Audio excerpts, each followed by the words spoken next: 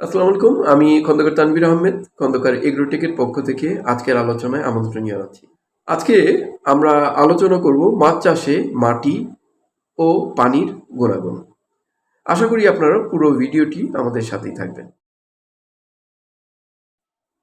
আমরা চাষি বা যারা কৃষি উদ্যোক্তা ভাইয়েরা, আমরা যে কোনো মাছ চাষ এর ক্ষেত্রে সবসময় আমরা চিন্তা ভাবনা করি ভালো জাতের মাছ, খাদ্য, মেডিসিন এগুলো নিয়ে।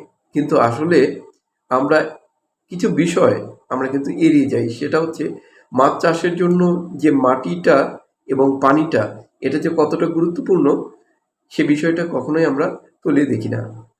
এবং প্রকৃতপক্ষে এই মাছ চাষের মাটির উর্বরতা বা মাটির যে গুণাগুণ এবং পানির যে গুণাগুণ এই দুটো বিষয়ের উপরেই কিন্তু মাছ চাষের সফলতা অনেকাংশেই নির্ভর করে।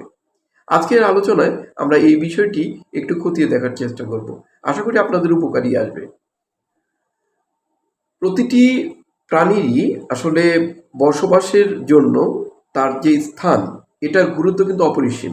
এটা মানে আপনারা মানবেন অবশ্যই যে একটা ভালো একটি স্থান কিন্তু একটা যে কোনো প্রাণীরই বেড়ে ওঠার ক্ষেত্রে খুব গুরুত্বপূর্ণ ভূমিকা পালন করে। ঠিক তেমনি মাছের আবাসস্থল সেটা যেখানে মাটি এবং সে সংশ্লিষ্ট পানি তার অবস্থা যদি ভালো হয় বা তার সামষ্টিক আহ, অবস্থান যদি সুন্দর হয়, পরিবেশটা যদি ভালো থাকে, অবশ্যই মাছের সুষ্ঠু বৃদ্ধি এবং মাছের বংশবিস্তার বলেন সব কিছুই কিন্তু এর মধ্যে অনেকাংশেই নির্ভর করে। পুকুরের মাটি ও পানিতে গুণাগুণ যথাযথ মাত্রায় যদি না থাকে তাহলে যে সমস্যাগুলো হতে পারে সেগুলো হচ্ছে, ধরেন মাছের যে প্রাকৃতিক খাদ্য এটা যথেষ্ট পরিমাণ উৎপাদিত হবে না। তারপর মাছের বৃদ্ধি আশানুরূপ পাবেন না। বাহির থেকে দেওয়ার যে খাবারটা এক্সট্রা সেই খাবারটা অপচয় হবে বেশি, এবং মাছের রোগ আক্রান্ত হওয়ার সম্ভাবনা সবচেয়ে বেশি থাকে এইরকম অবস্থা হলে। আর মাছের কাঙ্ক্ষিত উৎপাদন পাবে না, সবচেয়ে বড় যে ব্যাপারটা।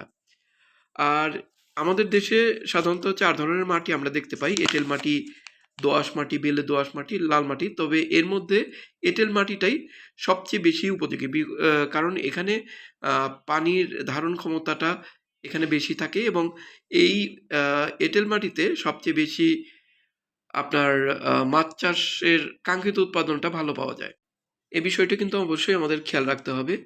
তারপর যে পানির গুণাগুণ যেটা আছে তার মধ্যে পানির বর্ণ, পানির তাপমাত্রা এগুলো কিন্তু একটা নির্দিষ্ট প্যারামিটারে রাখতে হয়।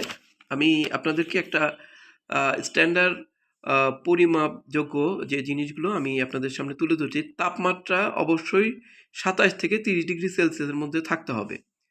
তারপর দ্রবীভূত অক্সিজেন যেটা ডিজলভ অক্সিজেন যেটা বলে, এটা কমপক্ষে 5 ppm বা 5 মিলিগ্রাম পার লিটার এর মধ্যে থাকতে হবে। কার্বন ডাইঅক্সাইড 12 মিলিগ্রাম এর এর মধ্যে থাকতে হবে। তারপর আনডাইজড যে অ্যামোনিয়া সেটা 0.02 মিলিগ্রাম বা লিটারের নিচে থাকতে হবে। পিএইচ এটা 7.5 থেকে 7.8, এটার স্ট্যান্ডার্ড হচ্ছে 7.5 পিএইচ। তারপর খারত্ব যেটা আছে সেটা 40 থেকে 200 মিলিগ্রামের মধ্যে থাকতে হবে। ঘোলা যেটা সেটা 20,000 মিলিগ্রাম এর নিচে থাকতে হবে। হাইড্রোজেন সালফাইড এটা 0.002 মিলিগ্রামের নিচে থাকতে হবে। স্বচ্ছতা 25 থেকে 30 সেন্টিমিটারের মধ্যে থাকতে হবে। আসলে একটা ভালো চাষাবাদের জন্য আমাদের এইসব ব্যাপারগুলো কিন্তু খেয়াল রাখতে হবে। আর এগুলো পরিমাপের জন্য বিভিন্ন ধরনের পরিমাপক যন্ত্র আছে, টিডিএস মিটার আছে, ক্ষার টেস্ট করার যন্ত্র আছে। সো এই সকল বিষয়গুলো কিন্তু আমাদের খেয়াল রাখতে হবে যদি ভালো উৎপাদন বা কাঙ্ক্ষিত উৎপাদন পেতে চাই। কৃষি উদ্যোক্তা ভাইরা, আজকে আমার আলোচনা এ পর্যন্তই। ভবিষ্যতে অন্য কোনো বিষয় নিয়ে আপনাদের সামনে আবার উপস্থিত হব। ততদিন পর্যন্ত আপনারা সবাই সুস্থ থাকবেন এবং আমার চ্যানেল খন্দকার এগ্রোটেকের সাথেই থাকবেন। আল্লাহ হাফেজ।